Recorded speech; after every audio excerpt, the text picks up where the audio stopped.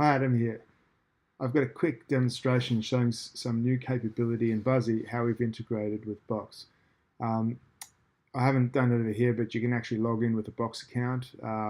If you're using an email address that says associated with Box and IBM connections, you just need to log in, log out. It will keep all your accounts synced with those different services, but you need to log in at least once with them. So we can have a quick look at a quick demonstration.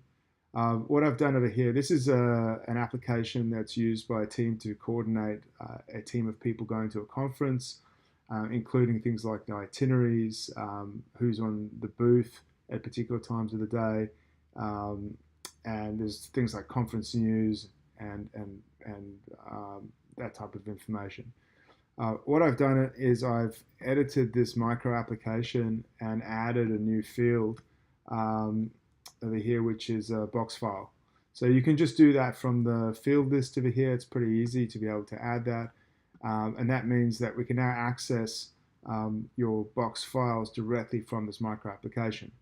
This will obviously work on mobile, desktop, wherever you're accessing that. So if we look at this, for example, this is Adam's travel itinerary. We can go in here and we can choose box files. This will log you into your box service based on the credentials that you logged in with, and then you can go in and you can select files. So just for the purpose of the demonstration, I'm just going to select this image file over here, Frank Marino. You can change the sharing link. So if this application is going to be used by other people who don't have a box account, then you would need to change this to a suitable, like for example, people with the link or people with access to this folder. So that's really important. But if you want to give people only access to the things that they should see, then again, you just leave that change that accordingly. So you can choose multiple files over here. So let's say I add an itinerary. There's actually no file. That's just a dummy file. So if I choose that, what you'll see over here is that we've added those files over here, and then I can click on them and it will give me a preview of that file. And from there, I'm just getting the box previewer with all its cool capabilities. I can access that file, I can download it, print it, and so on. So that's accessing. So now Box is part of that. This micro application might have things like a workflow as part of it, other files, other capabilities, things like maps and things over here that tell me where we're staying, all that sort of stuff. So that's all just standard Buzzy functionality. Now what's really cool is I can actually come in and I can add in some custom actions which are accessible by tools like Watson Workspace.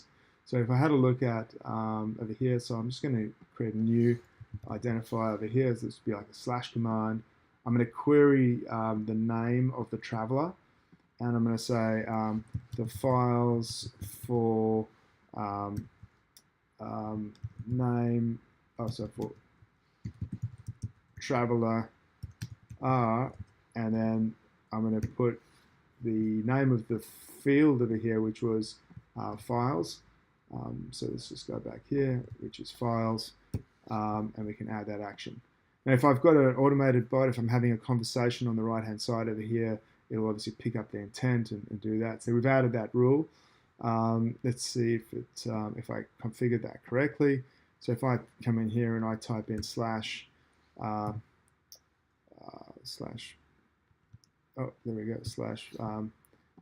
action files, and type in the query parameter which I set, which was the traveler name, and I send that, we'll see it's now found that file. So it's found two files over here, that picture of Frank Marino and the itinerary.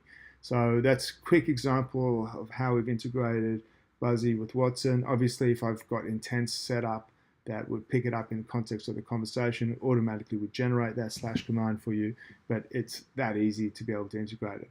Thanks for watching. Lots more cool stuff coming down the road, but that's just a quick look at how we've integrated Box, Buzzy, and Watson Workspace.